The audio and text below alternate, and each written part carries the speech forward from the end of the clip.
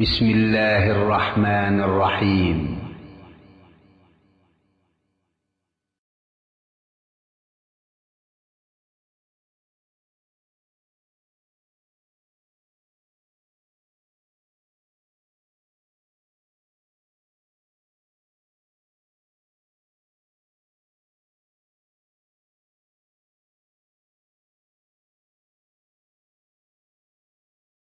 أعوذ بالله من الشيطان الرجيم.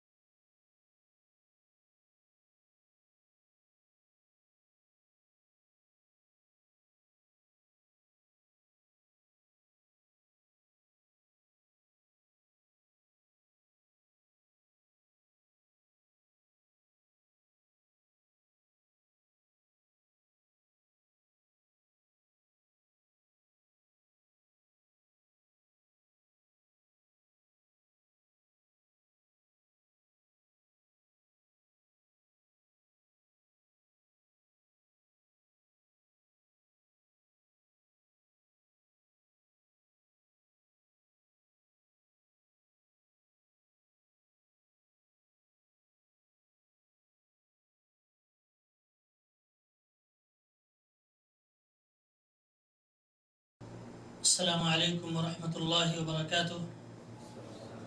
الحمد للہ رب العالمین والصلاة والسلام على سید المرسلین نبینا محمد بن عبد اللہ وعلى آلہ وصحبہ اجمعین. اما بعد، اعوذ باللہ من الشیطان الرجیم. إن أول بيت وضع للناس للذي ببكة مباركا وهدى للعالمين فيه آيات بينات مقام إبراهيم ومن دخله كان آمنا ولله على الناس حج البيت من استطاع إليه سبيلا ومن كفر فإن الله غني عن العالمين. قابل قدر اسلامی بھائیوں،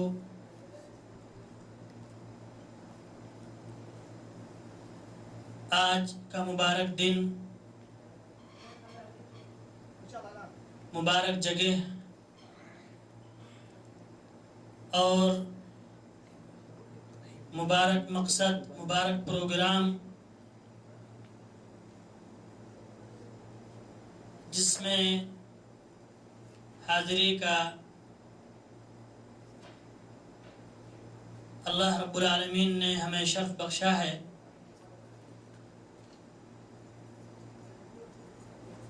ہم اس مقصد کے لیے آج اکٹھا ہوئے ہیں جس مقصد کے لیے اللہ عز و جل نے ہر اہل ایمان کو ندا دی ہے کہ اے مومنوں، اگر تمہارے پاس اتنی استطاعت ہو جائے کہ تم میرے گھر کا سفر کر سکو، گھر تک پہنچ سکو، تو ضرور میرے گھر کا حج کرو، میرے گھر کا طواف کرو، اور اس اہم مقصد جو ہر انبیاء اور رسول کی دعوت تھی، اور وہ ہے توحید. میرے بھائیوں، یہ حج، یہ مبارک فریضہ جو اسلام کا 5واں رکن ہے، جیسا کہ حضرت عبداللہ ابن عمر رضی اللہ تعالی عنہ سے روایت ہے، وہ فرماتے ہیں بنی الاسلام علی خمس شہادت ان لا الہ الا اللہ، کہ اسلام کی عمارت، اسلام کی بنیاد 5 چیزوں پر قائم ہے۔ شہادت ان لا الہ الا اللہ، یہ گواہی دینا کہ اللہ کے سوا کوئی معبود برحق نہیں ہے، وَأَنَّ محمد رسول اللہ، اور محمد صلی اللہ علیہ وسلم اللہ کے رسول ہیں، وَإِقَامِ الصَّلَاةِ وَإِيتَاءِ الزَّكَاةِ وَصَوْمِ رمضان وَحَجِّ الْبَيْتِ، اور یعنی 5واں کیا ہے؟ حج البیت، گھر کا حج، ان استطاع الیہ سبیلا، جب آدمی مستطیع ہو جائے، جب آدمی کے پاس اتنی طاقت ہو جائے، مالی طاقت، بدنی طاقت، ساری استطاعت اس کے پاس موجود ہوں، تو اس کے اوپر فرض ہو جاتا ہے کہ وہ اللہ کے گھر کا حج کرے۔ میرے بھائیوں، یہ اہم فریضہ جو اسلام کا 5واں رکن ہے، آج انشاءاللہ العزیز اس کے بارے میں، اس کی اہمیت کے بارے میں اور اس کے جو اہداف و مقاصد ہیں، یہ سب نہیں بلکہ اس کی تعلیم ہوگی، اس کو ہم کس طریقے سے اس فریضے کو ادا کریں۔ لیکن 2 چیزیں اہم ہیں جن کو میں بیان کرنا مناسب سمجھتا ہوں، وہ یہ ہے کہ آدمی جو بھی عبادت کی نیت کرتا ہے، اللہ تبارک و تعالیٰ کی خوشنودی چاہتا ہے، اللہ کی رضا چاہتا ہے۔ میرے بھائیوں، اگر ہم اللہ تبارک و تعالیٰ کی نافرمانی کریں، اللہ تبارک و تعالیٰ کو ناراض کریں، تو پھر ہم کیسے 2 متضاد چیزیں کیسے ہو جائیں؟ یعنی ایک تو ہم اللہ کے نافرمان بھی رہیں اور اس کی خوشنودی حاصل کرنے کے لیے کوشش بھی کریں، یہ دونوں چیزیں اکٹھا نہیں ہو سکتی ہیں۔ ہم نافرمانی کے ساتھ اللہ کی خوشنودی حاصل نہیں کر سکتے ہیں۔ اس لیے سب سے پہلے ہمیں ضروری ہے کہ ہم اپنے عقیدے اور ایمان کی اصلاح کریں۔ اگر ہمارے اندر ذرا بھی شرک کا شائبہ موجود ہے تو میرے بھائیوں، ہماری کوئی عبادت قابل قبول نہیں ہوتی ہے۔ عبادت کی قبولیت کے لیے 2 شرطیں ضروری ہیں۔ سب سے پہلے کہ ہمارا ایمان، ہمارا عقیدہ صاف ہو، شرک کی غلاظت سے پاک ہو، اور دوسرا یہ ہے کہ اللہ کے نبی جناب محمد رسول اللہ صلی اللہ علیہ وسلم کے سنت پر عمل کریں، بدعت سے دور رہیں۔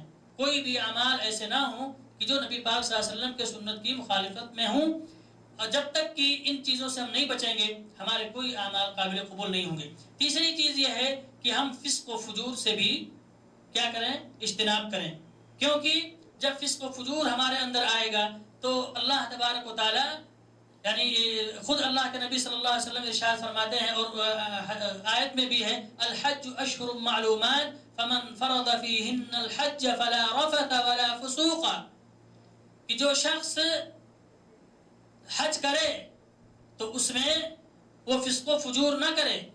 آپ جانتے ہیں کہ فسق، ہر گناہ کبیرہ چاہے صغیرہ، یہ سب فسق ہیں۔ وہ اعمال جو انسان کو کفر تک نہیں پہنچاتے ہیں، آدمی مسلمان رہتا ہے تو وہ اعمال فسق ہوتے ہیں۔ مثال کے طور پر چوری کرنے سے انسان کافر نہیں ہوتا ہے لیکن فاسق ہو جاتا ہے۔ زنا کرنے سے انسان کافر نہیں ہوتا ہے بلکہ فاسق ہو جاتا ہے۔ داڑھی موڑنے سے انسان کیا ہے؟ کافر نہیں ہوتا ہے لیکن فاسق ہو جاتا ہے۔ اور ٹخنے سے نیچے کپڑا پہننے سے انسان کافر نہیں ہوتا ہے لیکن فاسق ہو جاتا ہے۔ اللہ کے نبی صلی اللہ علیہ وسلم فرماتے ہیں کہ جس نے حج کیا اور اس نے فسق نہیں کیا اور کوئی شہوت والی چیز بھی نہیں کی، کوئی کام نہیں کیا، تو اللہ تبارک و تعالی وہ اس طریقے سے لوٹتا ہے کہ جیسے اس کے گناہ ختم ہو جاتے ہیں جس طریقے سے وہ آج ہی ماں کے پیٹ سے پیدا ہوا ہے۔ میرے بھائیوں، اب آپ جانتے ہیں کہ ہم وہ اعمال بھی کریں اور پھر کس طریقے سے ہمارا حج قبول ہوگا۔ تو ہمارے لیے ضروری ہے کہ ہم تمام بری چیزوں سے پرہیز کریں۔ بڑے اہم مقصد کے لیے ہم جا رہے ہیں۔ بہت ہی جذبہ ہے ہمارے دل میں کہ کب ہم وہ گھر دیکھیں، کب وہ مشاعر حج دیکھیں۔ اللہ رب العالمین کی جس میں نشانیاں ہیں، اللہ تعالیٰ فرماتا ہے ان اول بیت وضع للناس، سب سے پہلا گھر جو لوگوں کے لیے بنایا گیا ہے، للذی ببکہ، جو مکہ میں ہے، مبارکن، بابرکت ہے، وہدی للعالمین، جو تمام جہانوں کے لیے سرچشمہ ہدایت ہے، فیہ آیات بینات، جس میں کھلی نشانیاں ہیں. مقام ابراہیم، مقام ابراہیم ہے، ابراہیم کے کھڑے ہونے کی جگہ ہے. آپ اپنی آنکھوں سے مشاہدہ کریں گے، کھلی ہوئی نشانیاں، زمزم کا پانی ہے، اور اس کے علاوہ صفا مروہ ہے. یہ سب آپ دیکھیں گے. منا جائیں گے، جمرات دیکھیں گے، عرفات جائیں گے، مزدلفہ جائیں گے. یہ سب کے سب کیا ہیں؟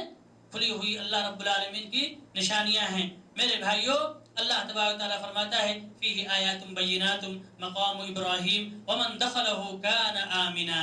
اور جو اس شہر مکہ میں داخل ہو جائے وہ کیا ہوگا؟ مامون ہوگا، حفظ و امان میں ہوگا، امن و امان میں ہوگا، اس کو کوئی تکلیف نہیں ہوگی. کان آمنا وللہ علی الناس حج البیت. اور لوگوں کے اللہ رب العالمین کا لوگوں پر یہ ہے، حق یہ ہے کہ وہ اللہ کے گھر کا حج کریں. اور جو ومن کفرا، جو استطاعت کے باوجود حج نہیں کرتے ہیں، تو اللہ تبارک تعالیٰ کو لوگوں کی ضرورت نہیں ہے. اللہ بے نیاز ہے، لوگ تمام جہان سے سب سے بے نیاز ہے. بے نیازی کا مثال اس طریقے سے میرے بھائیوں کہ اگر کوئی بندہ اللہ رب العالمین کے لیے ایک سجدہ نہ کرے تو اللہ تبارک و تعالیٰ کی شان میں ذرہ برابر کمی نہیں آ سکتی ہے. اور اگر ساری مخلوق ایک بھی شخص اللہ تعالیٰ کی نافرمانی نہ کرے، سب اللہ کے مطیع و فرما بردار ہو جائیں، تو اللہ تبارک تعالیٰ کی شان میں ذرہ برابر بھی بڑھوتری نہیں کر سکتے ہیں. اللہ رب العالمین کی شان کمال کی شان ہے، اس کی بادشاہت کمال کی بادشاہت ہے.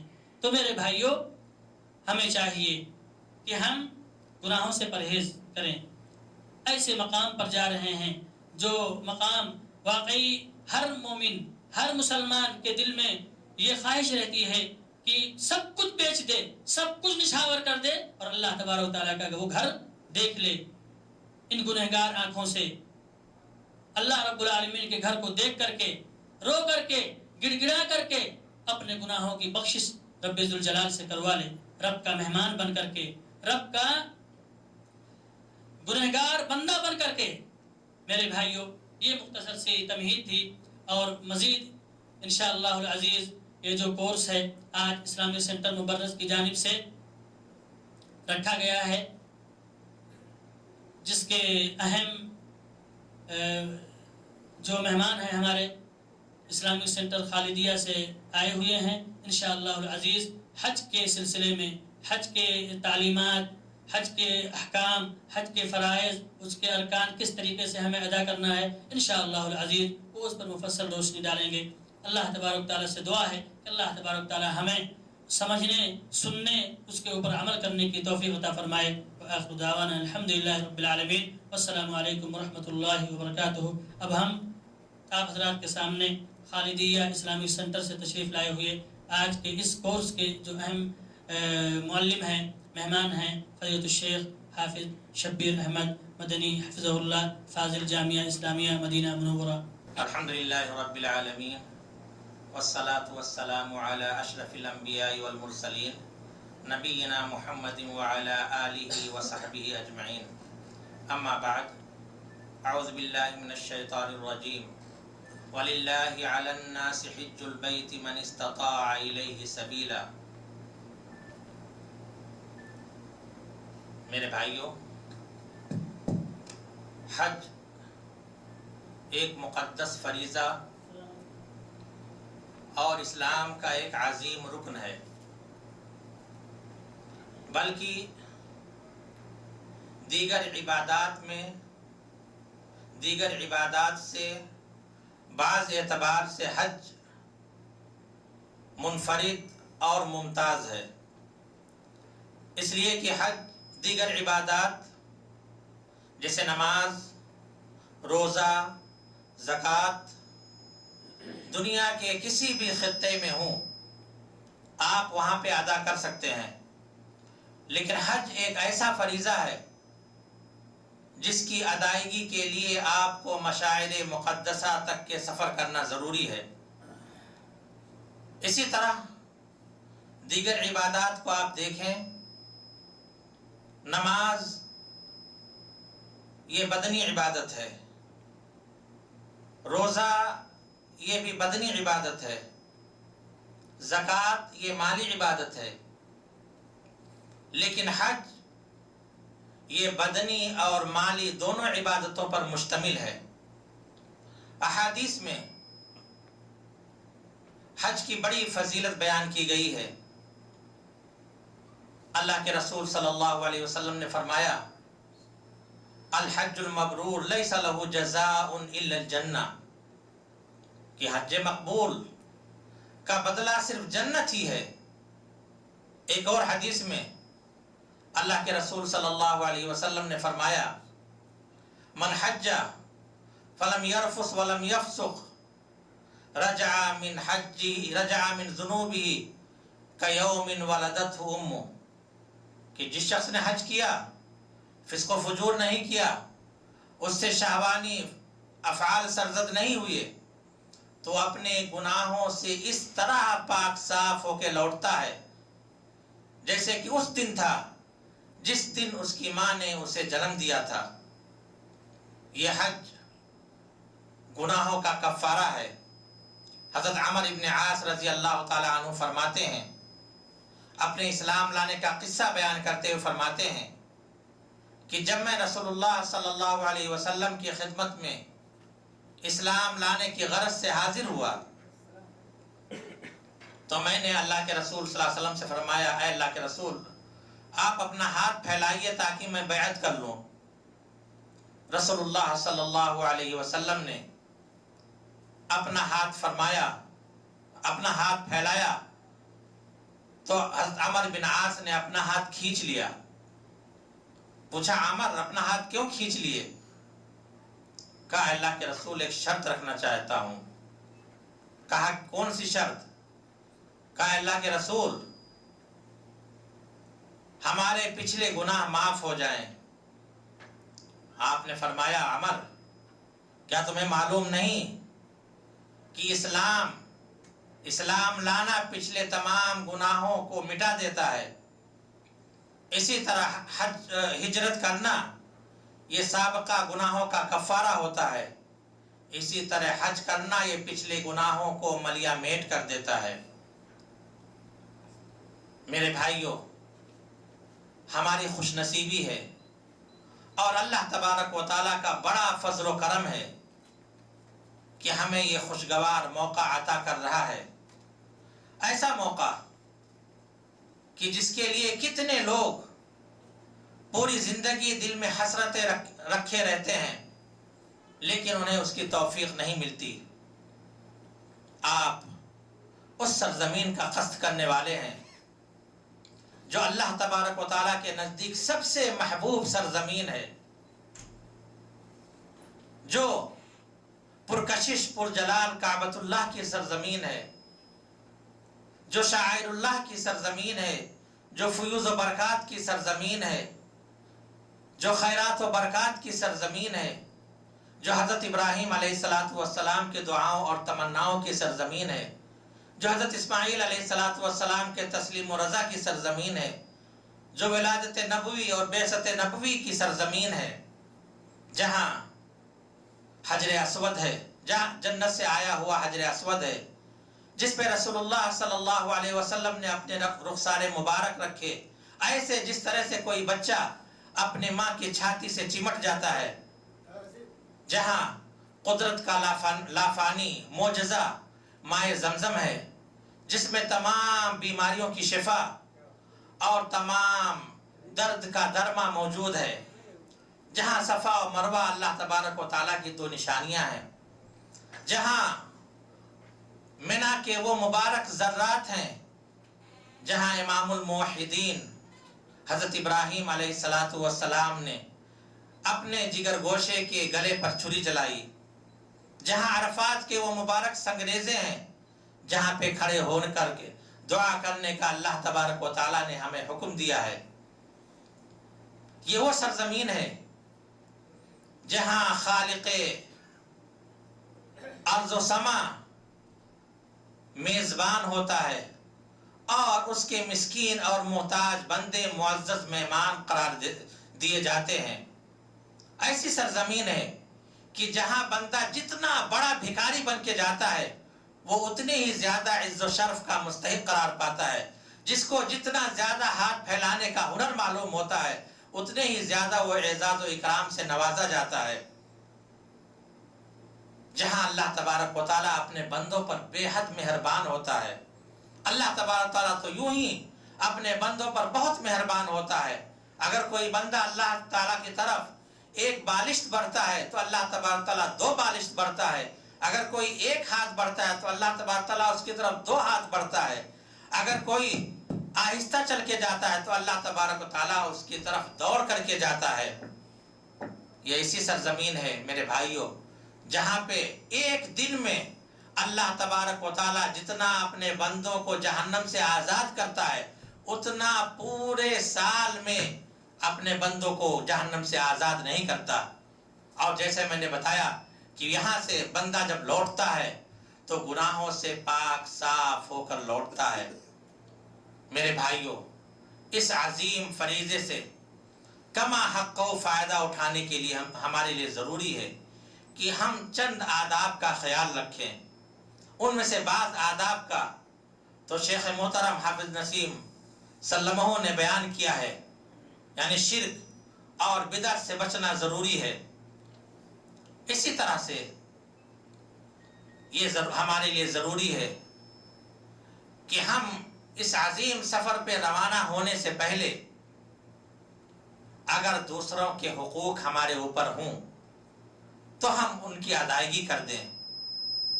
اگر کسی پر ہم نے ظلم کیا ہے، کسی کو برا بھلا کہا ہے تو ہم اس سے معافی مانگ لیں۔ اگر کسی کا ہم نے حق غصب کیا ہے تو حق اس کا ہم واپس کر دیں۔ اگر کسی کی امانت ہمارے پاس رکھی ہوئی ہو تو ہم وہ امانت اس کو واپس کر دیں۔ اگر کسی کا ہم نے قرض لیا ہے تو اس قرض کی ادائیگی کر دیں، یا کم سے کم کسی کو وصیت کر جائیں تاکہ اللہ نہ کرے اگر راستے میں کوئی حادثہ پیش آ جائے، دوران سفر ہمارے ساتھ کوئی حادثہ پیش آ جائے تو ہمارا بوجھ ہلکا رہے۔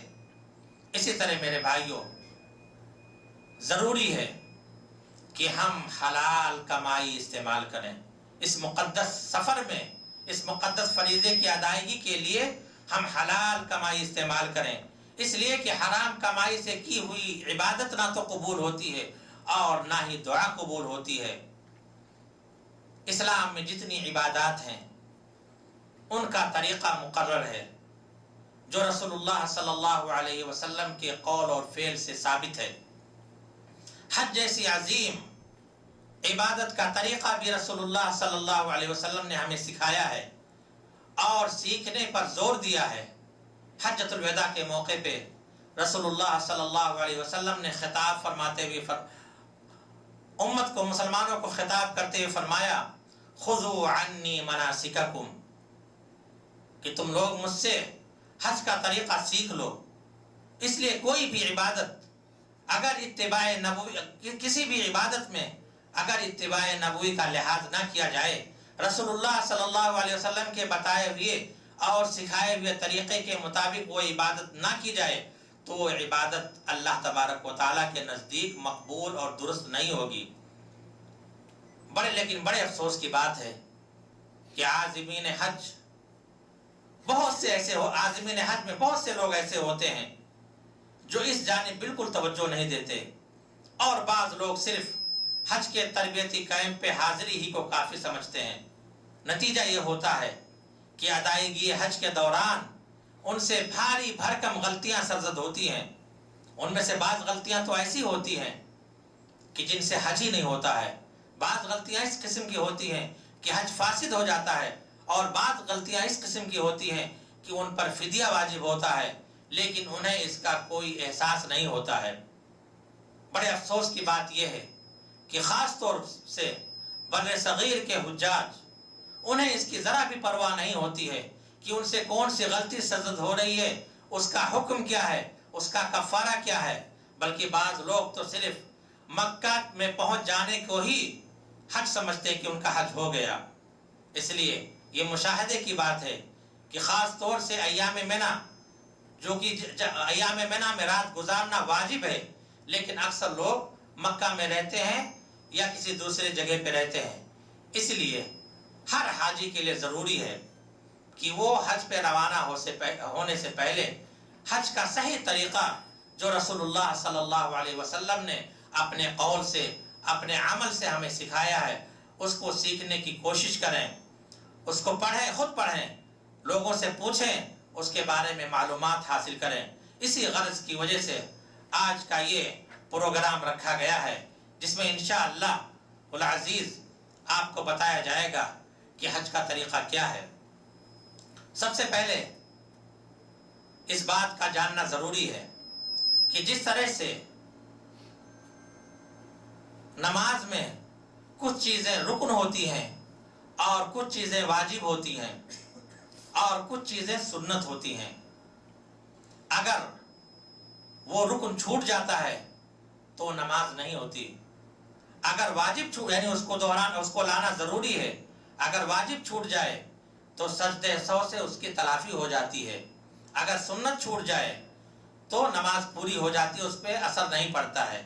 اسی طرح حج کے بھی کچھ ارکان ہیں اور کچھ واجبات ہیں اور کچھ سنن ہیں۔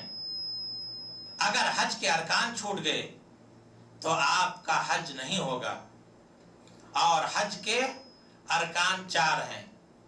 سب سے پہلے حج کا رکن جو ہے وہ احرام ہے، اور احرام کا مطلب یہ نہیں ہے کہ احرام کے کپڑے پہن لینا، احرام کا مطلب احرام کے کپڑے پہننا نہیں ہے، بلکہ احرام کا مطلب ہے کہ حج کی نیت کرنا۔ اس لیے اگر کوئی شخص بغیر احرام کا کپڑا پہنے ہوئے اگر کوئی شخص حج کی نیت کر لے تو اس کا حج صحیح ہوگا، اس کی نیت صحیح ہوگی، البتہ اسے فدیہ دینا پڑے گا، قربانی دینی پڑے گی۔ معلوم یہ ہوا کہ حج کا پہلا رکن جو ہے وہ احرام ہے، یعنی حج کی نیت کرنا۔ حج کا دوسرا رکن یہ عرفات میں وقوف ہے، عرفات میں وقوف ہے۔ اگر کوئی شخص عرفات میں نہیں ٹھہرا، عرفات سے باہر رہا، تو اس کا حج نہیں ہوگا۔ حج کا تیسرا رکن طواف زیارہ یا طواف افاضہ ہے، طواف زیارہ یا طواف افاضہ یہ حج کا تیسرا رکن ہے، اور چوتھا رکن یہ سعی کرنا۔ یہ حج کے 4 ارکان ہیں۔ پہلا احرام، دوسرا وقوف عرفہ، اور تیسرا طواف زیارہ، اور چوتھا سعی۔ یہ حج کے ارکان ہوئے۔ حج کے واجبات، حج کے واجبات 7 ہیں۔ پہلا الاحرام من المیقات، میقات سے احرام باندھنا۔ عام طور پہ یہ غلطی دیکھی جاتی ہے، خاص طور سے جو فضائی سفر کرتے ہیں وہ آ کر جدہ سے احرام باندھتے ہیں، یہ غلط ہے۔ جب احرام جو میقات اللہ کے رسول صلی اللہ علیہ وسلم نے مقرر کیا ہے، جب میقات کے سامنے سے گزریں تو وہاں پہ احرام باندھنا یعنی نیت کرنا ضروری ہے۔ اگر کوئی شخص اندر آ گیا تو اس کے لیے ضروری ہے کہ وہ دوبارہ پھر واپس میقات جائے اور وہاں سے احرام باندھ کے آئے۔ اگر کسی نے احرام نہیں باندھا، بعد میں آ کر کے میقات سے تجاوز کرنے کے بعد احرام باندھا، تو گویا کہ اس نے واجب کو چھوڑ دیا۔ اور میں نے جیسے بتایا کہ اگر واجب چھوٹ جائے تو اس کے لیے آپ کو فدیہ یعنی دم دینا ضروری ہے۔ تو پہلا جو واجب ہے یہ الاحرام من المیقات، میقات سے احرام باندھنا۔ دوسرا واجب جو ہے وہ عرفہ میں الوقوف بعرفہ، یعنی عرفہ میں غروب آفتاب تک کے باقی رہنا۔ اگر کوئی شخص غروب آفتاب سے پہلے ہی عرفہ سے نکل آیا ہے، حدود عرفہ سے اگر کوئی شخص غروب آفتاب سے پہلے نکل آیا تو اس نے واجب کو چھوڑ دیا اور اس پر فدیہ یعنی دم دینا ضروری ہوگا۔ تیسرا المبیت بمزدلفہ، مزدلفہ میں رات گزارنا، مزدلفہ میں رات گزارنا۔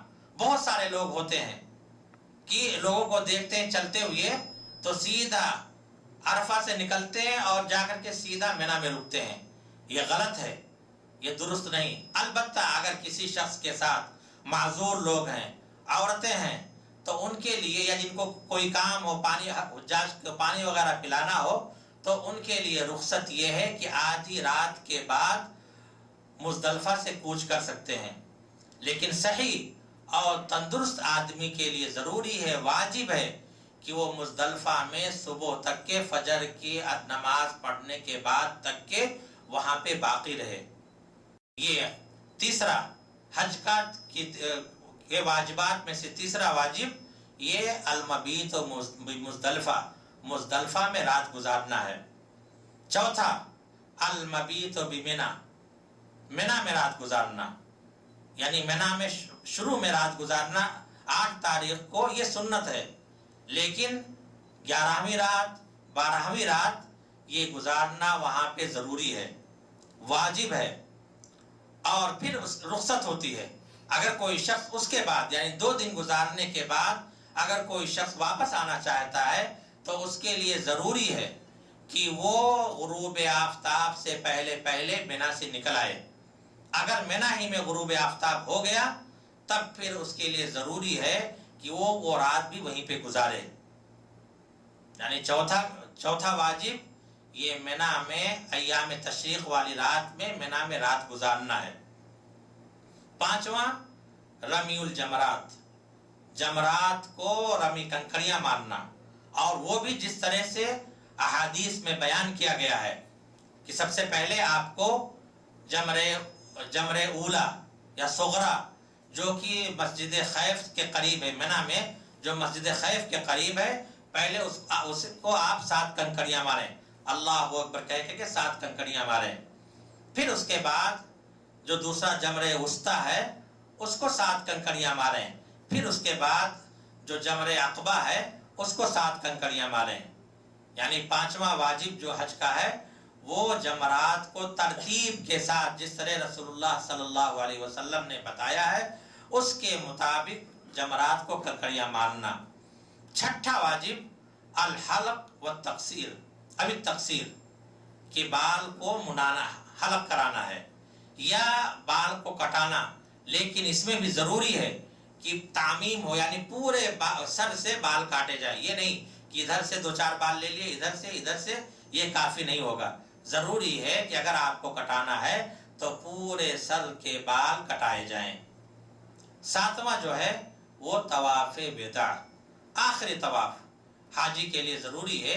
آخری طواف سب سے آخری کام جو اس کو کرنا ہے، جب وہ نیت کر لے، سارے کام سے فارغ ہو کر کے مکہ سے نکلنے کی وہ نیت کر لے، تو اس کے بعد ضروری ہے کہ وہ آخری طواف کر لے۔ لیکن یہ طواف وداع، اگر کوئی حائضہ عورت ہے اور اس کو حج کے ارکان پورا ہونے کے بعد اس کو حیض آ گیا تو اس پہ یہ واجب نہیں، اس کے لیے رخصت ہے، وہ طواف وداع کیے بغیر وہ وہاں سے رخصت ہو سکتی ہے۔ اب سنن حج میں جو سنتیں ہیں، یعنی آپ کے لیے ضروری ہے کہ آپ سنتوں کا بھی لحاظ کریں تاکہ حج کا پورا ثواب آپ کو ملے۔ اس میں حج کے لیے سنت یہ ہے کہ سفید بغیر سلا ہوا 2 کپڑا، یعنی ایک چادر اور ایک لنگی کی شکل میں آپ استعمال کریں۔ یہ مردوں کے لیے ہے، اور عورتوں کے لیے یہ ہے کہ عورت کوئی بھی لباس جس میں زیب و زینت نہ ہو، مردوں سے مشابہت نہ ہو، وہ اس کو استعمال کر سکتی ہے۔ البتہ جو چیزیں اس کے لیے ممنوع ہے جیسے دستانہ ہے، نقاب ہے، اس سے وہ بچے۔ اور دوسرا یہ ہے تلبیہ پکارنا۔ جب آپ احرام باندھ لیں، گاڑی پہ سوار ہو جائیں، سواری پہ سوار ہو جائیں، اس کے بعد آپ کے لیے یہ ہے کہ ایک بار کم سے کم آپ نیت کریں، جس قسم کے حج کی آپ کرنے کا ارادہ رکھتے ہوں اس کی نیت کریں۔ اور آپ جانتے ہیں کہ حج کے 3 اقسام ہیں۔ ایک ہے حج تمتع، اور علماء کے صحیح قول کے مطابق افضل حج کا طریقہ یہی حج تمتع ہے۔ تمتع میں یہ ہوتا ہے کہ آدمی کو پہلے، یعنی حاجی کو سب سے پہلے عمرے کا احرام باندھنا ہوتا ہے۔ ایک بار زبان سے لبیک عمرہ ایک بار کہے، اور پھر جب یہ نیت کر لے تو اس کے بعد وہ تلبیہ پکارتا رہے، بلند آواز سے تلبیہ پکارتا جائے، جب تک کہ طواف شروع نہ کر دے اس وقت تک بلند آواز سے تلبیہ پکارتا جائے۔ پھر اس کے بعد جا کر کے مکہ جا کر کے عمرہ کرے، یعنی طواف کرے، اور طواف کے بعد سعی کرے، اور سعی کے بعد بال کٹا کر کے وہ حلال ہو جائے، یعنی اپنا احرام اتار دے، حلال ہو جائے۔ پھر اس کے بعد 8 تاریخ کو جہاں پہ وہ ٹھہرا ہوا ہے وہیں سے حج کا احرام باندھ کے جائے، حج کی نیت کر کے ہو جائے۔ یہ ہوا حج تمتع۔ اللہ کے رسول صلی اللہ علیہ وسلم نے حجۃ الوداع میں صحابہ کرام کو یہی حکم دیا تھا کہ جس شخص کے پاس ہدی کا جانور نہ ہو وہ تمتع کر لے، لیکن چونکہ رسول اللہ صلی اللہ علیہ وسلم اپنے ساتھ ہدی کا جانور لے کے گئے تھے، اور جس شخص کے پاس ہدی کا جانور ہوتا ہے اس کے لیے حکم یہ ہوتا ہے کہ جب تک کہ وہ جانور ذبح نہ کر دیا جائے اس وقت تک کہ وہ حلال نہ ہو، لہذا اللہ کے رسول صلی اللہ علیہ وسلم احرام میں باقی تھے۔ لیکن لیکن آپ نے کہا تھا کہ جو بات مجھے ابھی معلوم ہوئی ہے اگر پہلے معلوم ہوئی ہوتی تو میں بھی اپنے ساتھ ہدی کے جانور نہ لاتا۔ معلوم یہ ہوا کہ حج تمتع یہ اسہل بھی ہے، آسان، اس میں آسانی بھی ہے حجاج کے لیے، اور یہ افضل بھی ہے کیونکہ اللہ کے رسول صلی اللہ علیہ وسلم نے صحابہ کرام کو اس کا حکم دیا تھا۔ دوسرا قسم حج کا حج قران۔ حج قران کا مطلب یہ ہوتا ہے کہ عمرہ اور حج یہ دونوں کا ایک ساتھ احرام باندھیں، یعنی جب آپ کو احرام باندھنا ہو، نیت کرنی ہو تو لبیک عمرتن و حجن کہیں، لبیک عمرتن و حجن۔ ایسی صورت میں جب آپ لبیک عمرتن و حجن کہیں تو آپ تلبیہ پکارتے ہوئے مکہ پہنچیں، اور جب حرم شریف کے پاس پہنچے تلبیہ بند کر دیں، طواف کریں، اور طواف کرنے کے بعد اگر آپ کو سعی کرنی ہے تو آپ سعی بھی کر لیں۔ پھر اس کے بعد اسی احرام میں آپ باقی رہیں، آپ احرام نہیں اتاریں گے۔ جب آپ اپنے قربانی کو ذبح کر دیں، وہ ہدی کو ذبح کر دیں، پھر اس کے بعد آپ احرام کو اتاریں، یعنی اسی احرام میں آپ کو حج بھی کرنا ہے، اتارنا نہیں ہے۔ یہ ہوا حج قران۔ قران مانے ملانا، یعنی عمرہ اور حج دونوں کو ایک ساتھ ملانا، ایک ساتھ کرنا، یہ ہوا حج قران۔ تیسری قسم ہے حج افراد۔ حج افراد کا مطلب یہ ہوتا ہے کہ صرف حج کرنا، مفرد یعنی ایک کام کرنا، آپ کو صرف حج کرنا ہے۔ تو جب اگر حج افراد کی نیت آپ کریں تو لبیک حجن خالی کہیں، زبان سے لبیک حجن کہیں۔ ان پہلی دونوں صورتوں میں یعنی حج قران اور حج تمتع میں آپ کو قربانی دینی پڑے گی۔ اگر آپ کے اندر استطاعت ہے تو آپ کو قربانی دینی ہے، اور حج افراد میں قربانی نہیں ہے۔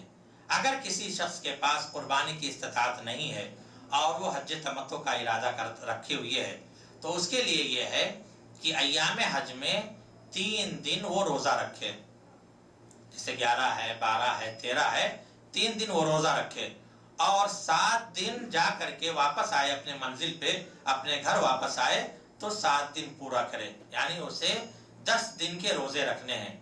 اگر کوئی شخص حج تمتع کا ارادہ رکھتا ہے اور اس کے پاس قربانی کی طاقت نہ ہو تو اس کے لیے 10 دن روزے رکھنے ہیں، 3 دن ایام حج میں روزے رکھنے ہیں، اور 7 دن اپنے گھر پہ آ کر کے پورا کرنے ہیں۔ یہ ہوئے یہ حج کے طریقے، یعنی حج کے اقسام، تمتع، قران، افراد۔ بیان یہ ہو رہا تھا حج کی سنتیں، کہ حج کی سنتیں کیا کیا ہیں۔ تو اس سے پہلے جو ذکر ہوا تھا وہ یہ کہ کپڑے پہننا، سفید کپڑے پہننا، اور دوسرا تلبیہ پکارنا۔ تیسرا یہ ہے کہ پہلا جو طواف آپ کریں گے، طواف قدوم جس کو کہتے ہیں، جب آپ مکہ پہنچ کے جو پہلا طواف کیا جاتا ہے اس میں اجتباء کرنا۔ اجتباء کا مطلب یہ ہوتا ہے کہ چادر کو داہنے کندھے کے نیچے سے کر کے اور بائیں کندھے کے اوپر ایسے ڈالنا، اس کو کہتے ہیں اجتباء۔ یہ اجتباء یہ طواف قدوم میں سنت ہے، لیکن خیال رکھے اجتباء آپ کو شروع سے نہیں کرنا۔ بہت سارے حجاج کو دیکھا جاتا ہے کہ جو ہی احرام پہنتے ہیں اسی وقت سے استباء شروع کرتے ہیں، نہیں، آپ جب مکہ پہنچیں اور طواف جب شروع کرنا ہو اس وقت آپ اپنے کندھے کھول لیں اور 7 چکر میں آپ استباء کیے رہیں۔ یہ سنت صرف پہلے اسی دن جو پہلا آپ طواف کریں گے پھر اس کے بعد 10 تاریخ کو جو طواف کریں گے طواف زیارہ، اس میں استباء نہیں ہے۔ اس کے بعد چوتھی سنت جو ہے وہ رمل ہے۔ رمل کا مطلب یہ ہوتا ہے کہ قریبی چھوٹے قدم بڑھا کر کے اور کندھوں کو اچکا کے چلنا، اس کو کہتے ہیں رمل۔ تو اور یہ پہلے 3 چکر میں یہ سنت ہے۔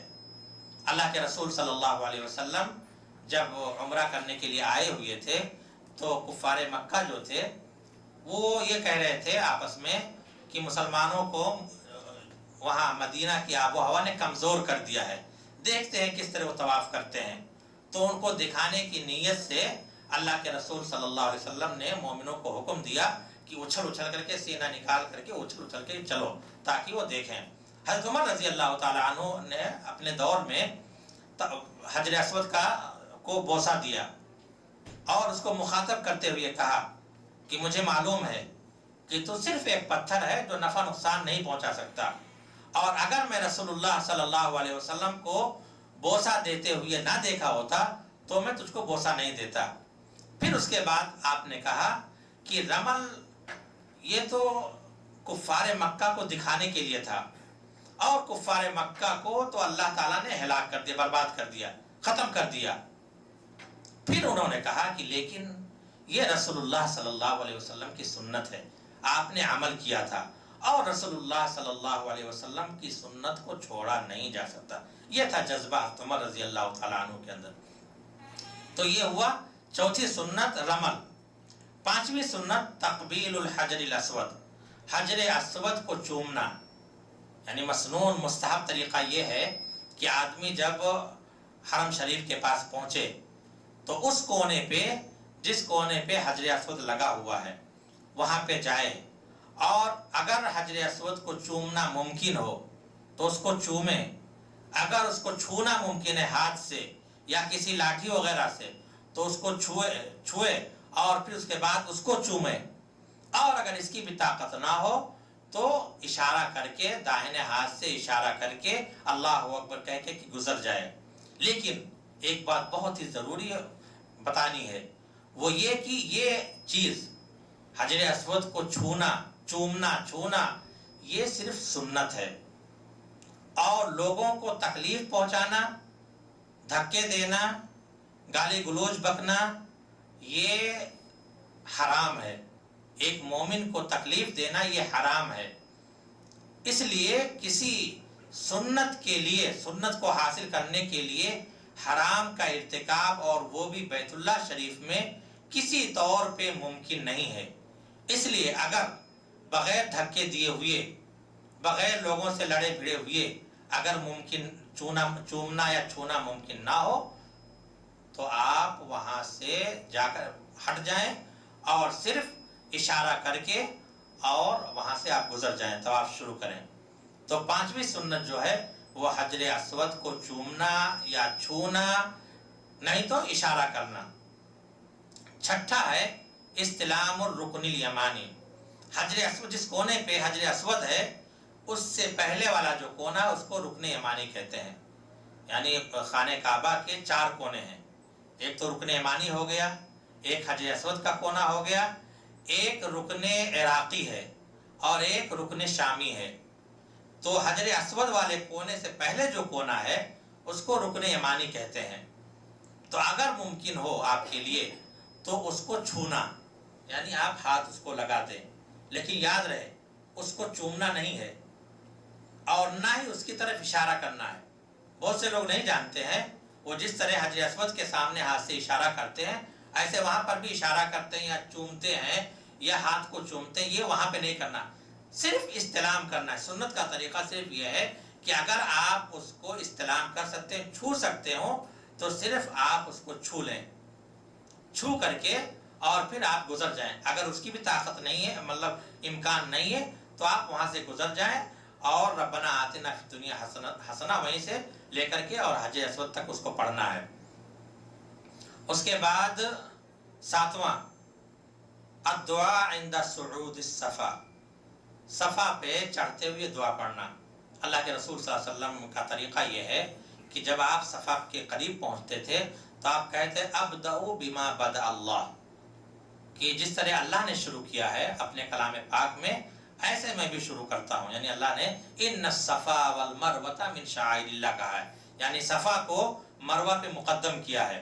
تو اللہ کے رسول صلی اللہ علیہ وسلم فرمایا ابدأ بما بدأ اللہ، کہ جیسے اللہ نے شروع کیا ویسے میں بھی شروع کرا، تو آپ بھی ایسے کہیں ابدأ بما بدأ اللہ۔ اور پھر اس کے بعد صفا پہ جب چڑھ کے قریب ہوں تو ان الصفا والمروہ من شعائر اللہ، یہ آیت ہے، اس آیت کو پڑھیں۔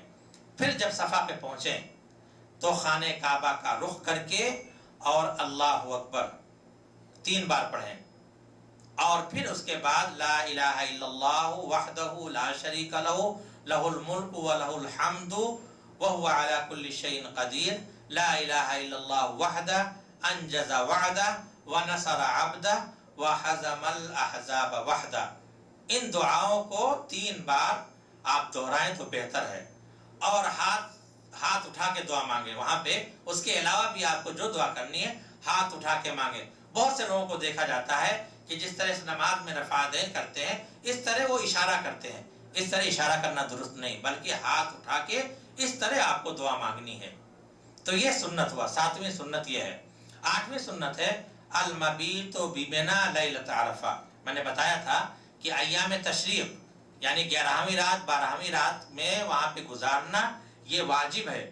اگر آپ سے چھوٹ گیا تو آپ کو دم دینا پڑے گا، لیکن پہلے جب 8 تاریخ کو آپ جائیں گے جس کے بعد عرفہ آئے گا، وہ رات آپ کو وہاں پہ گزارنا سنت ہے۔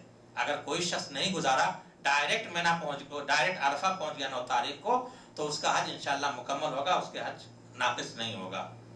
یہ 8 واجبات ہیں۔ اب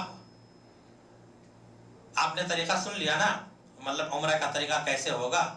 جیسے آپ کو حج تمتع کرنا ہے تو مختصر بتا دے رہا ہوں کہ آپ جب وہاں پہ پہنچیں، میقات پہ پہنچیں، تو بہتر یہ ہے، افضل یہ ہے کہ آپ غسل کر لیں اور وضو کر لیں، اور وضو کرنے کے بعد اگر نماز کا کوئی وقت ہے، ظہر کی نماز کا وقت ہے، عصر کی فرض نماز کا وقت ہے، تو نماز پڑھ لیں اور اس کے بعد احرام باندھیں۔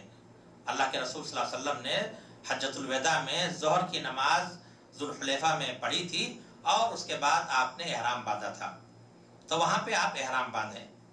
اگر نماز کا ٹائم نہیں ہے تو اگر آپ چاہیں مستحب ہے کہ تحیۃ الوضو 2 رکعت پڑھ کر کے یا تحیۃ المسجد پڑھ کر کے اور احرام باندھیں، ورنہ احرام کی کوئی نماز نہیں۔ بعض لوگ کہتے ہیں رکعت الاحرام، احرام کی کوئی نماز نہیں ہے، لیکن چونکہ رسول اللہ صلی اللہ علیہ وسلم نے نماز کے بعد احرام باندھا تھا، اس لیے آپ بھی بہتر آپ کے لیے یہ ہے کہ آپ بھی نماز پڑھ کر کے احرام باندھیں۔ احرام باندھنے کے بعد میں نے بتایا کہ جب آپ گاڑی پہ آپ سوار ہوں تب اس کے بعد آپ نیت کریں، یعنی احرام کا کپڑا پہننے سے آپ پہ محظورات احرام جو ہیں، احرام کی جو ممنوعات ہیں وہ آپ پہ واجب نہیں ہوتے ان سے بچنا، بلکہ جب آپ گاڑی پہ بیٹھ جائیں اور نیت کر لیں اس وقت سے آپ محرم کہلائے جائیں گے۔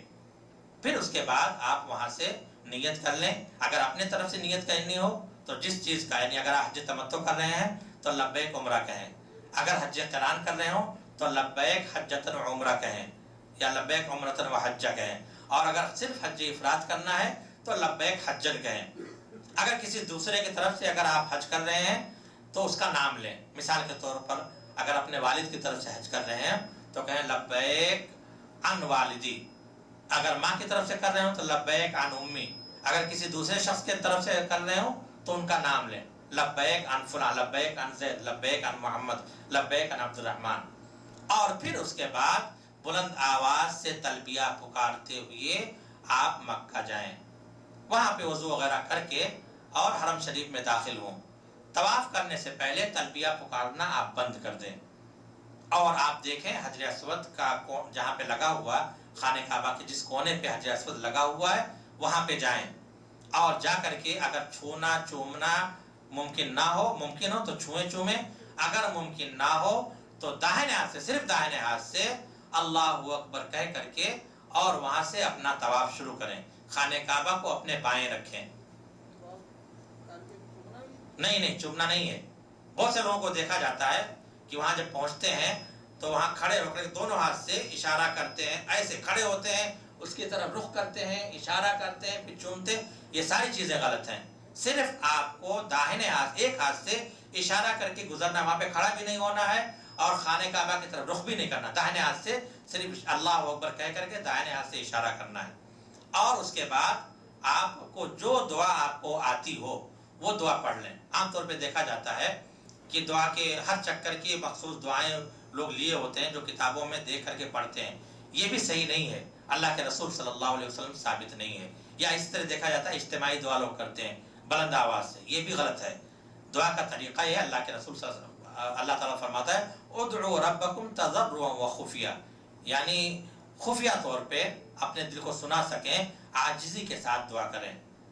اللہ کے رسول فرمایا کہ تم کسی بہرے آدمی کو نہیں سنا رہے ہو، دعا نہیں کر رہے، پکار نہیں رہے ہو، اللہ تعالیٰ کو پکارو جو آپ سے قریب ہے، چہرہ سے قریب ہے۔ اس لیے عاجزی کے ساتھ آپ دعا، کوئی بھی دعا جو آپ کو معلوم ہو وہ کرتے رہیں۔ جب آپ رکن یمانی پہ پہنچے تو وہاں پہ بتایا تھا جیسے میں نے کہ اگر آپ استلام کر سکے دائیں ہاتھ سے اس کو چھو لیں، اگر نہیں چھو سکتے ہیں تو وہاں سے آپ گزر جائیں، اور وہاں سے رکن یمانی سے لے کر کے اور حجر اسود کے بیچ میں ربنا آتنا فی الدنیا حسنہ وفی الآخرۃ حسنہ وقنا عذاب النار، یہ سنت ہے۔ اور میں نے جیسے بتایا تھا کہ آپ کو یہ پورے 7 چکروں میں آپ کو استباء کرنا، دائنا کندھا کھولنا ہے، اور پہلے 3 چکر جو آپ کو کرنے ہیں اس میں رمل کرنا ہے، یعنی قریبی قدم بڑھانا ہے۔ اس طرح سے آپ 7 چکر پورا کر لیں۔ جب 7 چکر آپ کا پورا ہو جائے تب پھر آپ کو اگر ممکن ہو سکے تو مقام ابراہیم کے پاس یا اس کے پیچھے یا کہیں پر بھی آپ 2 رکعت نماز پڑھ لیں۔ یہاں پر بھی دیکھیں کہ صرف یہ نماز پڑھنا وہاں پہ سنت ہے، اس کے لیے آپ بیچ میں مقام ابراہیم کے پاس کھڑے ہو جائیں، لوگ آئیں ان کو دھکا دیں، کوئی آدمی کو وہاں پر کھڑا کر دیں لوگوں کو روکنے کے لیے جو لوگوں سے الجھتا رہے، یہ ساری چیزیں غلط ہے، ساری چیزیں حرام ہے۔ اور ایک سنت کے لیے آپ للہ، اللہ کے واسطے حرم شریف، بیت اللہ شریف میں ایک سنت کے لیے آپ حرام کا ارتکاب نہ کریں، تو وہاں جا کر کے آپ کو 2 رکعت نماز پڑھنی ہے، ہلکی پڑھنی ہے۔ پہلی رکعت میں قل یا ایھا الکافرون، سورہ فاتحہ کے بعد قل یا ایھا الکافرون پڑھنی ہے، اور دوسری رکعت میں سورہ فاتحہ پڑھنی ہے، اور اس کے بعد قل هو اللہ احد پڑھنی ہے، یعنی سورہ اخلاص پڑھنی ہے۔ پھر اس کے بعد وہاں سے اٹھ کے چلے۔ بہت سے لوگوں کو دیکھا جاتا ہے کہ لمبی نماز پڑھتے ہیں اور اس کے بعد بیٹھ کر کے لمبی دعائیں کرتے ہیں۔ نہیں، آپ کو دعا کرنا تو دوسرے، اس کے لیے کوئی یہ دعا کا کوئی وقت نہیں ہے۔ اللہ کے رسول صلی اللہ علیہ وسلم خالی 2 رکعت نماز پڑھی تھی اور پھر اس کے بعد صفا کی طرف گئے تھے، تو 2 رکعت نماز پڑھیں۔ پھر اس کے بعد اگر آپ چاہیں تو زمزم کے پاس جائیں، اس کو پئیں، اپنے سر پہ ڈالیں، اور یاد رکھیں کہ زمزم کی بڑی فضیلت ہے۔ اس کے لیے یہ آتا ہے کہ جو نیت کر کے زمزم پیا جاتا ہے، وہ نیت جو دعا کر کے پی جاتی ہے وہ دعا قبول ہوتی ہے۔ اس لیے جب آپ زمزم کا پانی پئیں تو اللہ تبارک و تعالیٰ سے دعا کریں، اپنے لیے، اپنے والدین کے لیے، اپنے بچوں کے لیے دعا کریں، اپنی صحت کے لیے دعا کریں۔ پھر اس کے بعد آپ کا طواف مکمل ہو گیا، اب آپ صفا کے پاس جائیں، اور میں نے جسے بتایا تھا جب صفا سے قریب پہنچیں تو یہ کہیں ابدؤ بما بدأ اللہ، اور پھر وہ آیت پڑھیں ان الصفا والمروۃ من شعائر اللہ فمن حج البیت او اعتمر فلا جناح علیہ ان یطوف بہما ومن تطوع خیرا فإن اللہ شاکر علیم۔ پھر اس کے بعد جب صفا پہ چڑھ جائیں، صفا پہ پہنچ جائیں تو خانہ کعبہ کی طرف رخ کریں اور اللہ اکبر اللہ اکبر اللہ اکبر، لا الہ الا اللہ وحدہ لا شریک لہ لہ الملک ولہ الحمد وہو علی کل شیء قدیر، لا الہ الا اللہ وحدہ انجز وعدہ ونصر عبدہ وہزم الاحزاب وحدہ۔ اگر آپ 3 بار پڑھیں تو زیادہ بہتر ہے، اور پھر اس کے بعد آپ جو دعا کرنی چاہیں وہ دعا آپ کر سکتے ہیں۔ ٹھیک ہے۔ پھر اس کے بعد آپ مروہ کی طرف چلنا شروع کریں۔ جب ہری بتی آئے، ہری بتی لگی ہوئی بیچ میں، جب ہری بتی آئے تو وہاں سے آپ دوڑنا شروع کر دیں۔ یہاں دوڑتے رہیں یہاں تک کہ دوسری ہری بتی آ جائے، وہاں تک کہ آپ دوڑیں۔ اور یہ بھی صرف مردوں کے لیے ہے، عورتوں کے لیے نہیں ہے۔ اور میں نے بتانا بھول گیا تھا، جب آپ کا طواف مکمل ہو جائے تو آپ اپنا کندھا ڈھک دیں۔ نماز پڑھنے سے پہلے اپنا کندھا ڈھک دیں، اور کندھا ڈھک کر کے پھر آپ 2 رکعت طواف کی جو نماز تھی وہ 2 رکعت نماز پڑھیں۔ جب آپ صفا سے مروہ پہنچے تو مروہ پر بھی وہی عمل کریں جو آپ نے صفا پہ کیا تھا، یعنی خانہ کعبہ کی طرف رخ کریں اور ہاتھ اٹھا کر کے اللہ اکبر اللہ اکبر اللہ اکبر لا الہ الا اللہ وحدہ، پوری دعا وہاں پر بھی پڑھیں، اور 3 بار کم سے کم پڑھیں تو زیادہ بہتر ہے۔ اور پھر اس کے بعد جو آپ کو دعا مانگنی وہ آپ مانگیں۔ اس طرح سے آپ کا ایک چکر مکمل ہو گیا۔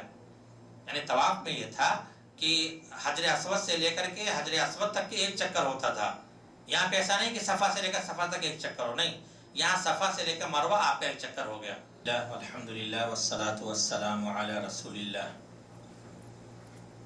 بات عمرے کے طریقے کے سلسلے میں چل رہی تھی اور صفا تک بات پہنچی تھی کہ آدمی طواف سے فارغ ہو جائے، صفا پہ جائے، اور صفا پہ جو بتایا تھا کہ صفا پہ چڑھتے ہوئے ابدؤ بما بدأ اللہ کہے، اور پھر اس کے بعد قرآن کی آیت پڑھے ان الصفا والمروۃ من شعائر اللہ، اور پھر اس کے بعد اللہ اکبر اللہ اکبر اللہ اکبر لا الہ الا اللہ وحدہ لا شریک لہ لہ الملک ولہ الحمد وہو علی کل شیء قدیر لا الہ الا اللہ وحدہ انجز وعدہ ونصر عبدہ وہزم الاحزاب وحدہ۔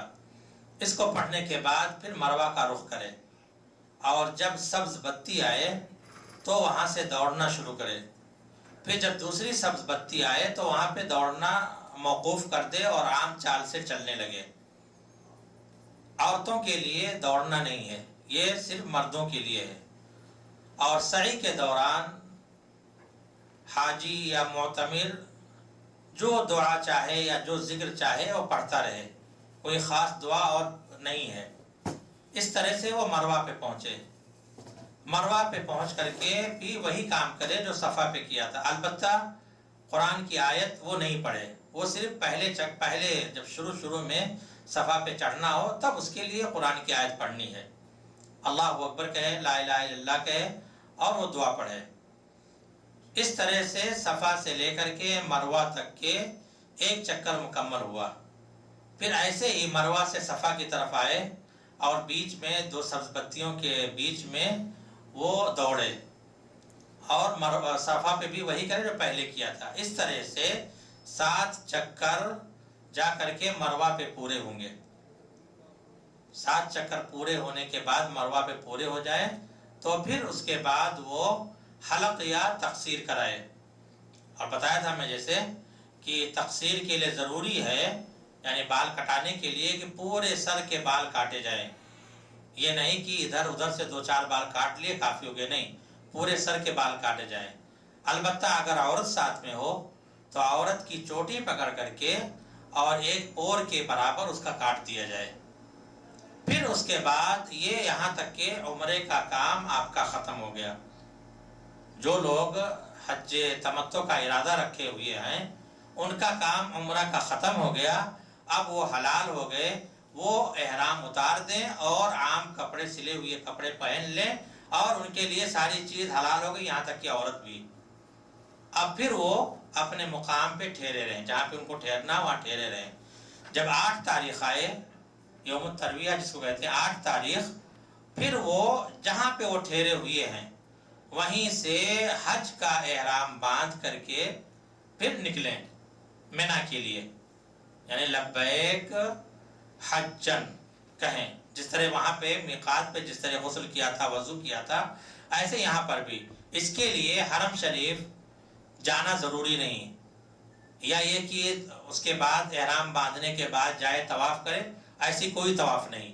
آدمی جہاں پہ ٹھہرا ہوا ہے وہیں سے حج کا احرام باندھ کر کے اور مینا جائے، مینا جا کر کے وہاں پہ اس کو کوئی کام نہیں کرنا ہے، صرف 5 وقت کی نمازیں پڑھنی ہیں، یعنی ظہر کی نماز پڑھے، عصر کی نماز پڑھے اور مغرب کی پڑھے، عشاء کی پڑھے، اور پھر 9 تاریخ کو پھر عرفہ کے دن صبح کی نماز پڑھے۔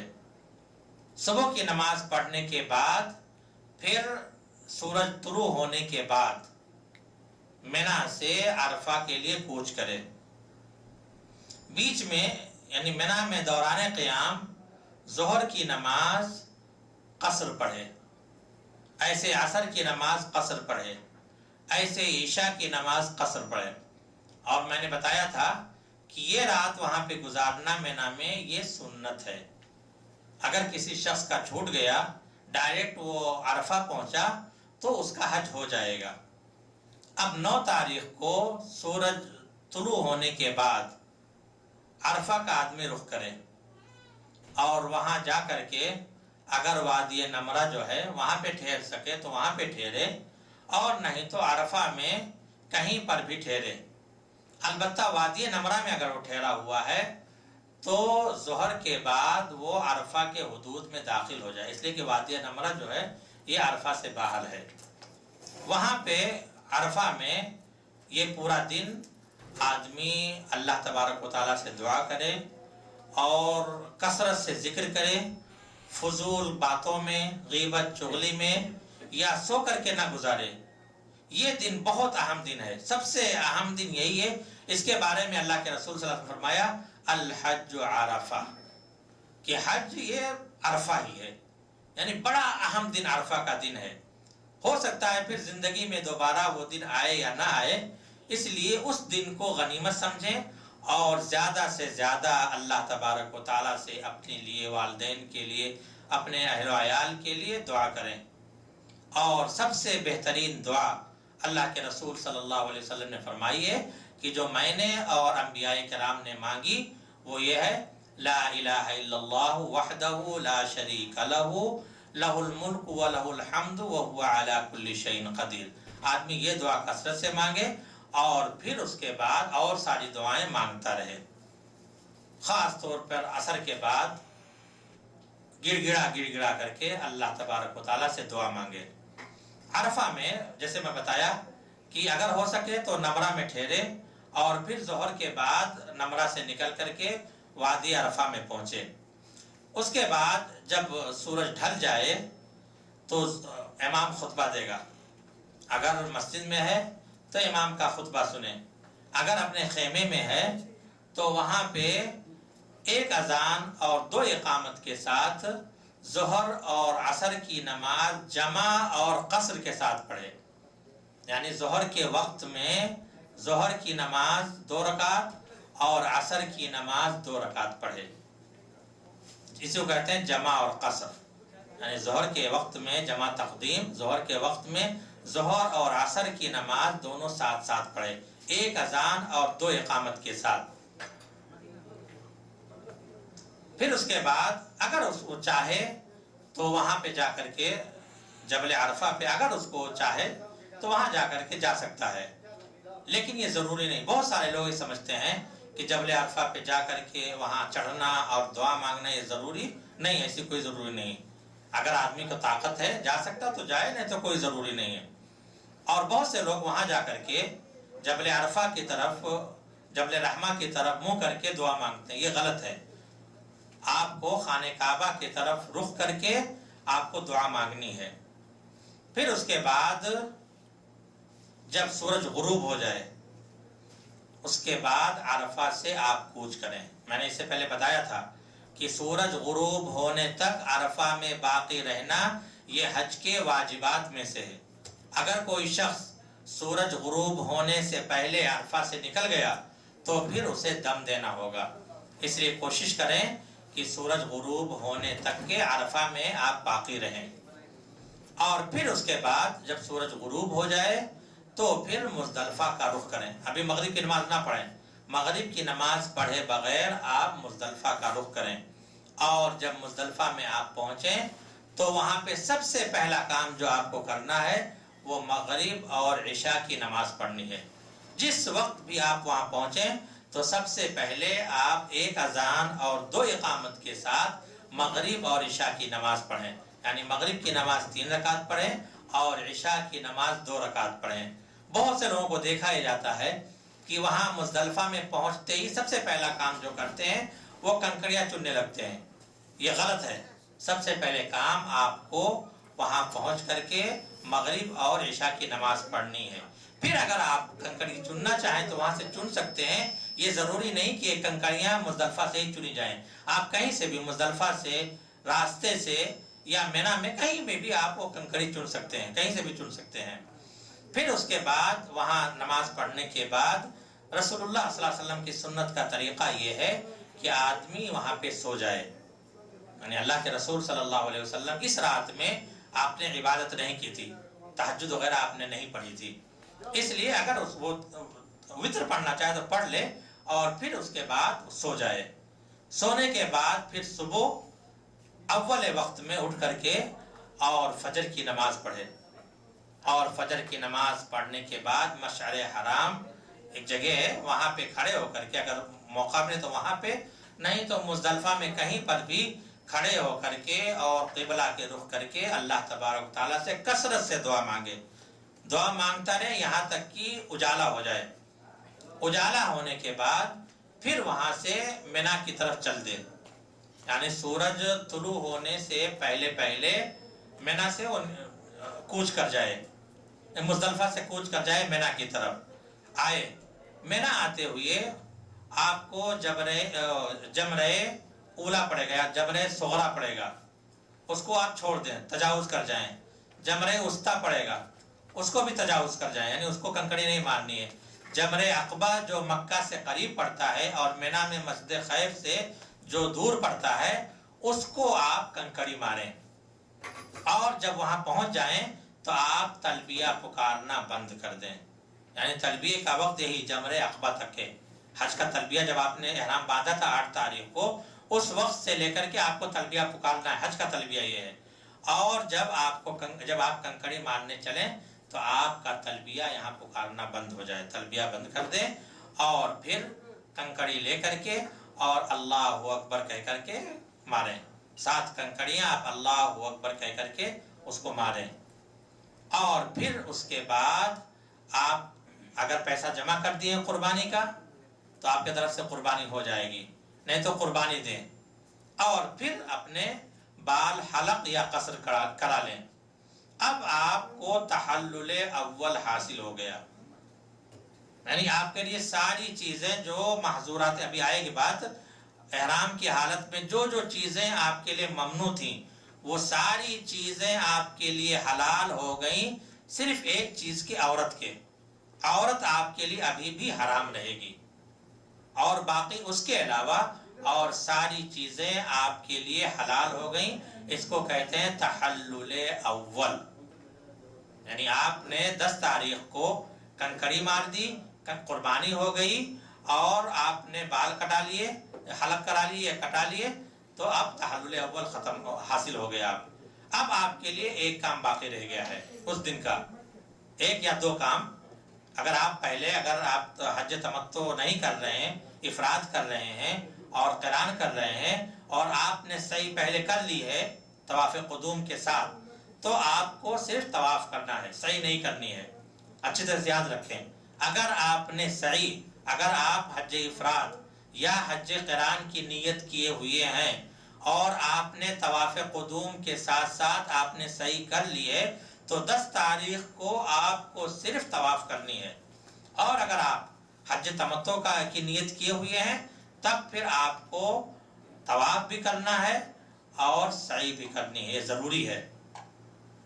طواف اور سعی کرنے کے بعد اب آپ کو تحلل کامل، مکمل طور پر آپ کے لیے ساری چیزیں حلال ہو گئیں، یہاں تک کہ آپ کے لیے آپ کی بیوی بھی آپ کے لیے حلال ہو گئی۔ اب آپ کی بیوی حلال ہو گئی، اب آپ کو وہاں سے شام ہونے کے بعد یعنی رات ہونے سے پہلے پہلے آپ مینا آ جائیں، یعنی رات آپ کو مینا میں گزارنی ہے۔ اور یہ میں پہلے بھی بتایا تھا کہ یہ رات گزارنا ایام تشریق والی راتیں یعنی 11ویں رات اور 12ویں رات مینا میں گزارنا یہ واجب ہے۔ اگر آپ کا چھوٹ جائے گا تو آپ کو دم دینا ضروری ہوگا، اور اس کے بعد اب آپ وہاں پہ مینا میں باقی رہے۔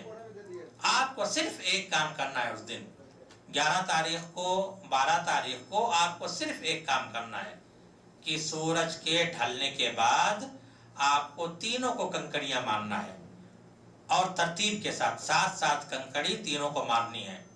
پہلے آپ جمرہ صغرا جو ہے، جو مسجد خیف سے قریب ہے، مکہ سے جو دور پڑتا ہے، مسجد خیف یعنی مینا میں جو سب سے قریب ہے، پہلے آپ اس کے پاس جائیں، اس کے پاس جا کر کے اور اللہ اکبر کہہ کر کے کنکڑی ماریں، اللہ اکبر کنکڑی ماریں، اللہ اکبر کہہ کر کے 7 بار آپ کنکڑی ماریں، اور پھر آپ جا کر کے دعا کریں، وہاں پہ خانہ کعبہ کی طرف رخ کر کے آپ دعا کریں، دعا مانگیں۔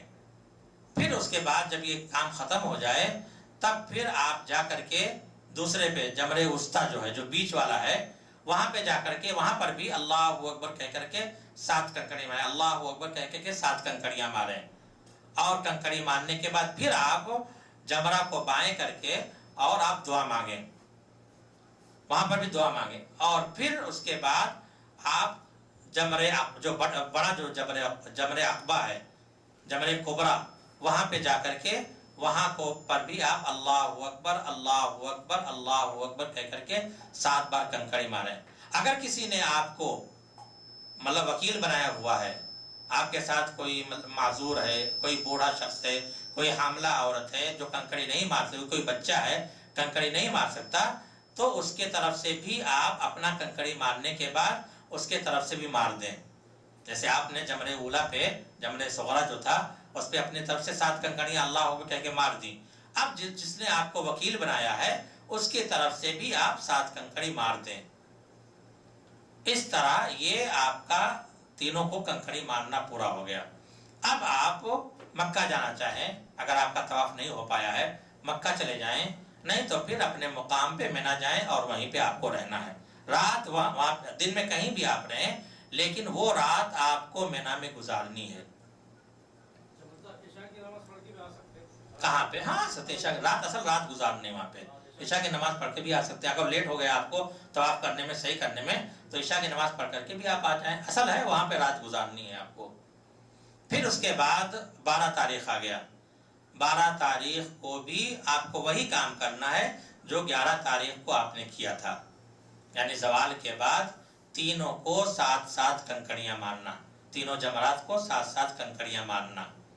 اب اگر آپ کے لیے رخصت ہے، اگر آپ جانا چاہتے ہیں تو 12 تاریخ کو کنکڑی مارنے کے بعد اگر آپ جانا چاہتے ہیں تو آپ مینا سے نکل جائیں۔ بتایا تھا میں کہ غروب آفتاب سے پہلے پہلے آپ مینا کو چھوڑ دیں، مینا سے نکل جائیں۔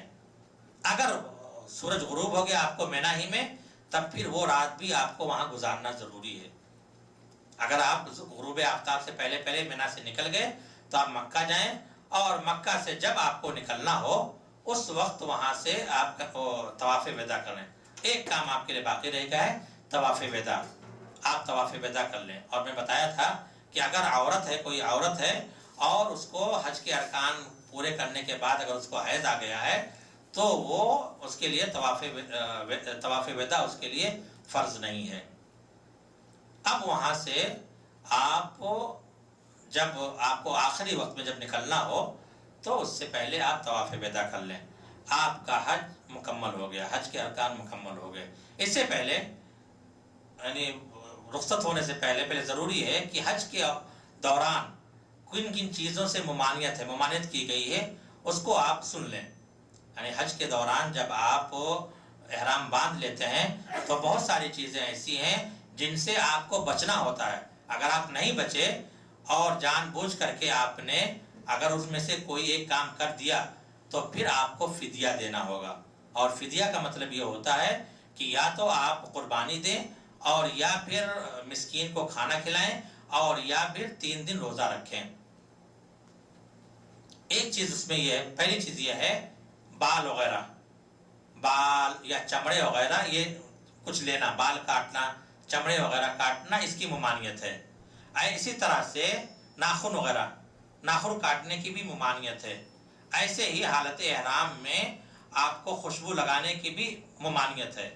البتہ جب آپ غسل کرنے کے بعد جب آپ احرام پہنے تھے، اس احرام پہننے سے پہلے اپنے جسم پہ آپ خوشبو لگا سکتے ہیں، لیکن احرام نیت کرنے کے بعد اب آپ کے لیے یہ ممانعت ہوگی، آپ خوشبو نہیں لگا سکتے ہیں۔ ایسے ہی کسی چیز سے سر کو ڈھکنا، یعنی کوئی ایسی چیز جو سر کو آپ کو پکڑے ہوئی ہو، یعنی سب کو سر سے ملی ہوئی ہو، جیسے ٹوپی ہے، گترا ہے، رومال ہے، اس سے سر کو ڈھکنا یہ بھی ممانعت ہے۔ لیکن اگر آپ کو دھوپ لگ رہی ہے تو سایہ کر لیے، چھتری لگا لیے، یا گاڑی میں بیٹھے ہوئے ہیں تو اس میں کوئی حرج نہیں۔ ایسے ہی اگر آپ کے پاس سامان ہے تو سامان کو سر پہ لاد سکتے ہیں، سر پہ سامان رکھ سکتے ہیں، اس میں کوئی حرج نہیں ہے۔ اسی طرح سے سلے ہوئے کپڑے پہننا، یعنی سلے ہوئے کپڑے پہننا بھی ممنوعات احرام میں سے، اس سے بھی آپ کو بچنا ہے۔ ایسے ہی عورت کے لیے، یہ تو مردوں کے لیے تھا، عورت کے لیے یہ ہے کہ نقاب، برقع، اگر عورت ہے اور اس کے ساتھ مطلب سامنے اجانب میں جیسے آج کل ہوتا ہے تو اس کے لیے حکم یہ ہے کہ وہ دوپٹہ رکھ لے، دوپٹہ کر کے اور دوپٹے سے ڈھک لیا کرے، چہرہ ڈھکے رکھے، لیکن نقاب استعمال نہ کرے۔ حضرت عائشہ رضی اللہ تعالیٰ عنہ فرماتی ہیں کہ ہم لوگ جب رسول اللہ صلی اللہ علیہ وسلم کے ساتھ جب طواف حج میں تھے تو جب ہمارے سامنے سے اجنبی مرد لوگ گزرتے تو ہم اپنے چہرے کو دوپٹے سے ڈھک لیا کرتے تھے۔ تو اگر سامنے سے اجانب لوگ ہیں تو دوپٹے سے اپنا چہرہ ڈھک لے، کوئی حرج، اگرچہ دوپٹہ اس کے چہرے سے مس کر رہا ہو، چھو رہا ہو، تب بھی اس میں کوئی حرج نہیں، دوپٹے سے اپنا چہرہ وہ ڈھک سکتی ہے، البتہ نقاب نہیں، یعنی جو باندھتے ہیں وہ نہیں باندھ سکتی ہے۔ اسی طرح سے دستانہ، عورت دستانہ نہیں استعمال کر سکتی ہے، اپنا ہاتھ ڈھکے رہے دوپٹے میں یا اور کپڑے میں، لیکن دستانہ پہننے سے ممانعت ہے، دستانہ نہیں پہنے گی۔ اسی طرح سے شکار کرنا، یعنی حرم میں شکار کرنا یا حالت حرم سے باہر حالت احرام میں شکار کرنا، شکار میں مدد کرنا، یہ چیز بھی ممانعت ہے۔ اسی طرح سے اس کے علاوہ نکاح کا پیغام دینا، نکاح کرانا، نکاح کرنا، یہ ساری چیزیں بھی حالت حج احرام میں ممانعت ہے۔ ان سب چیزوں سے ہمیں بچنا چاہیے۔ اگر کسی سے یہ جو چیزیں میں نے بتائی ہیں، اگر کسی سے یہ چیزیں سرزد ہو گئیں تو اس کے لیے ضروری ہے کہ وہ 3 دن کا روزہ رکھے، یعنی ممنوعات احرام میں سے اگر کوئی چیز اس سے سرزد ہو گئی ہے تو وہ اسے اختیار ہے، یا تو 3 دن کا روزہ رکھے، یا 6 مسکین کو کھانا کھلائے، اور یا پھر 1 بکری ذبح کرے۔ اس طرح سے حج کے ارکان آپ کے پورے ہو جائیں گے۔ اللہ تبارک تعالیٰ سے دعا ہے کہ اللہ تبارک تعالیٰ ہمیں صحیح طریقے پہ رسول اللہ صلی اللہ علیہ وسلم کے بتائے ہوئے طریقے پہ حج کرنے کی توفیق عطا فرمائے، اور ہمارے حج کو قبول فرمائے، حج کو مکمل کرنے کی توفیق عطا فرمائے، اور ہمیں صحیح سلامتی کے ساتھ وہاں پہ لے جائے اور وہاں سے خوش و خرم ہمیں واپس لائے۔ وآخر دعوانا الحمدللہ رب العالمین۔